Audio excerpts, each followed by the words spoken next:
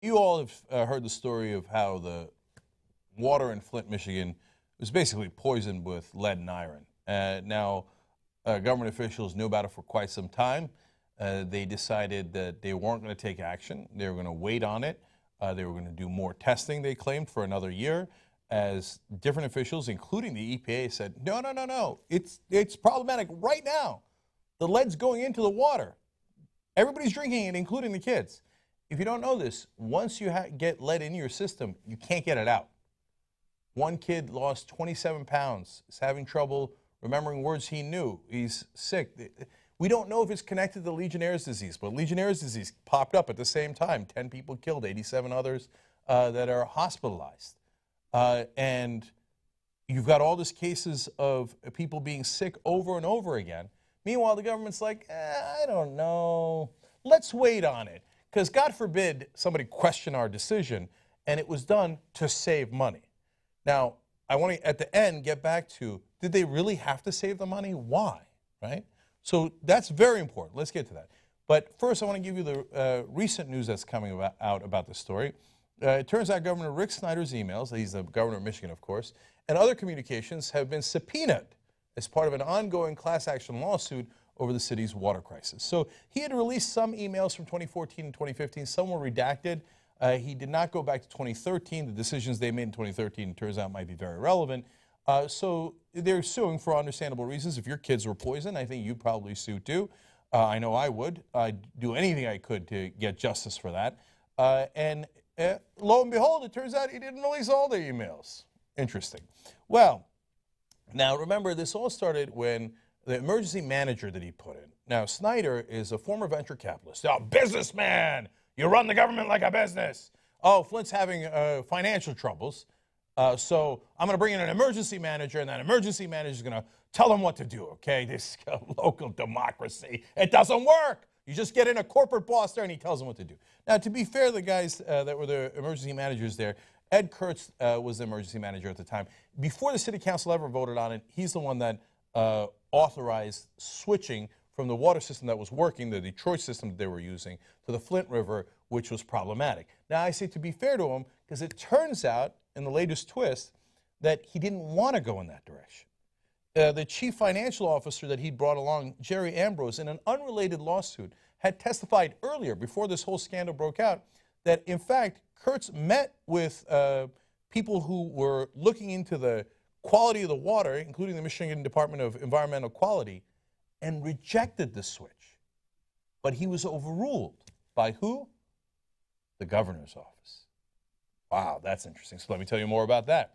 Howard Croft, the former director of public works for Flint, who resigned in November 2015, asserted more than 4 months ago in a videotaped interview with the ACLU of Michigan that the decision to use a dangerously corrosive river came directly from the Snyder administration. In the interview, Croft said that the decision to use the river was a financial one with a review that went up through the state. When they pressed him on it, well, how high did it go? He said, quote, all the way to the governor's office. So it turns out it was Snyder's office who decided to use the questionable water in the first place, to make that switch. Well, why? To save money. That's what they say. So let me give you details on that. State officials, according to the Motor City Muckraker, dismissed the complaints about all the problems with the water, saying the discolored, foul-tasting water was just, quote, aesthetic and posed no health hazards, despite 2 studies that showed elevated lead levels, especially in children. The Republican governor's administration appointed the emergency manager who decided to disconnect Flint from safe public water source and draw instead from the Flint River to save between $1 million and $2 million a year. Now, that's Leo Gerard, International President of United Steelworkers, talking about the cost element of it. So the 2 things we find out there is, on the one side, the papers are saying people are reporting water that's yellow and orange, and they're reporting nausea and dizziness and all these effects of obvious sicknesses. And the government doesn't believe its own people. I mean, they don't believe in democracy in the first place. They have all these emergency managers. They're going to run this thing like a goddamn business, okay? And if you get crushed along the way and your kids get poisoned, so what? I don't care. We're cutting costs. I'm going to save $1 to $2 million. Now, there's some speculation that it wasn't even about the $1 to $2 million, that Governor Snyder had other interests in mind with the frack near the pipeline, et cetera. I don't know anything about that. They're going to have to do more investigations on that. But at a bare minimum, even his administration says, no, we were doing it to save a couple of $1 million. Okay. Now, why did you need to save a couple of $1 million? That's because it turns out Snyder cut taxes, not for the average person, for the corporations in Michigan so deeply that he put them in a massive hole.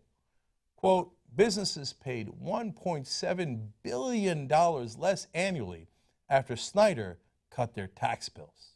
So the guys who's always telling you, I don't have money to make your kids' water safe, turns out the reason they don't have the money is because they gave away $1.7 billion per year. So far, it's over $8.5 billion in Snyder's administration since he's been governor of Michigan. They've been funneling all the money to the corporations who coincidentally funded Snyder's campaign to get elected. What a wild coincidence. I bet money in politics doesn't make any difference. It's all coincidences. The corporations were just simply talking to Snyder. And Snyder said, wow, that's such a good idea. I'll give you $8.5 billion, and then I'll tell the other schmucks that they got to pay up and their children have to get poisoned.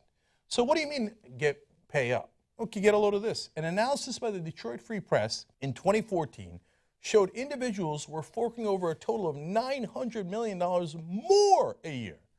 So when Republicans say, I'm going to lower taxes, they don't mean for you. No, your taxes are going to go up by $900 million a year. They mean I'm going to lower for my corporate buddies who got me into office in the first place. So when you cut revenue for the state by $1.7 billion a year, what do you think's going to happen? They got to get the revenue from somewhere, so they're going to tax you more. And then on top of that, they're going to say, oh, we're out of money. Sorry, we don't have money for your kids' education. We don't have money for your tap water. I had to save $1 to $2 million in Flint. So golly gee, I ran out of money. Isn't that funny? After I gave it all to my corporate buddies, I ran out of money. Yeah, great. Elect me again. God damn it, man. So, and what does Mr. Snyder do? I mean, he's Republican. He doesn't like Obama. No. And they hate federal government handouts. They hate welfare, right? They don't want corporate welfare. They fucking love it, right? $1.7 billion to the corporations, that welfare, oh, love it, right? But no, when it comes to the government, no welfare.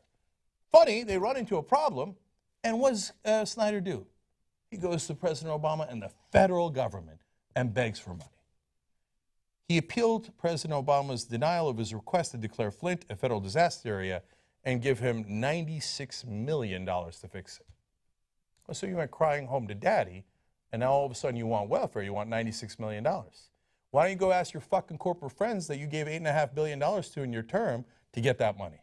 Oh, no. We can't tax the corporations. We can't ask for our money back. The people of Michigan, they can't ask for their money back from corporations. No. Hey, government, federal government, please give me $96 million. It turns out I'm not going to fix this mess that I created. They don't care about legislating. They don't care about representing you. They represent their donors, the people who got them elected. When is this going to get through people's head? You need an amendment for the whole country. We're not doing private financing of elections anymore. If you do private financing of elections, the people who privately financed it will get all the money from the state. They'll get it all from the federal government.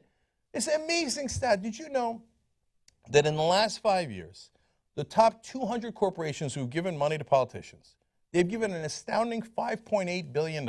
That's a lot of money. $5.8 billion to federal government officials through campaign donations, lobbyists, et cetera, over the last 5 years. You know what they've received in return? $4.4 trillion from the federal government. Conservatives, you don't like crony capitalism? Well, let me tell you, brother, I despise it. Liberals hate it. Conservatives hate it. Libertarians hate it. All American citizens hate it. The politicians love it. They live it. They breathe it. They don't have to drink it. No, you got to drink it. So that kid I was telling you about, his mom is Leanne Walters, lost 27 pounds, sick, got the lead in his system now. He's tested. He has it in his blood. They can't get it out. There's no fixing it. So Leanne says he's going to deal with the side effects for the rest of his life. I don't think there's a word angry enough to describe my anger. If you don't publicly finance the elections, the people who pay for the elections will own all of our politicians. You have got to fix the system, because whose water is next? They're cutting everywhere. They're taking everything they can and giving it to the private donors. If you don't want them to extract all the wealth and take your taxes and increase the taxes you're paying and destroy our society, you're going to have to change the system. You got to get up. Somebody's not going to do it for you. You think President Obama's going to do it for you? He sat on his ass for 7 years, didn't do a thing to change this system. What did he do to change this system? Not a goddamn thing. You're still waiting for a white knight to ride in his armor on a horse? Are you nuts? A friend of mine put this well. Some people are waiting for Congress to pass the amendment. Well, asking Congress to cure the problem with Congress is like asking cancer to cure cancer. They're not going to do it. Luckily, there's a place in the Constitution. It says the Founding Fathers were geniuses. They put it in there. They said at some point the government will get so corrupt, the states will have to call for a convention to get the goddamn amendment. We need the amendment to make sure that we don't finance elections this way so they stop robbing us. So you got to get up. Look, our answer is Wolfpack, wolf-pack.com. You come join us. We're a bunch of warriors, and we're ready to go to war because it's our kids next. It's your kids next. They're going to extract all the wealth until they've sucked the country dry. So you got to stop them. You got to get up. Wolf-pack.com. If you don't think Wolfpack's the answer, go out there, find the answer. You got to fight back, though. If you don't, they're coming for you next.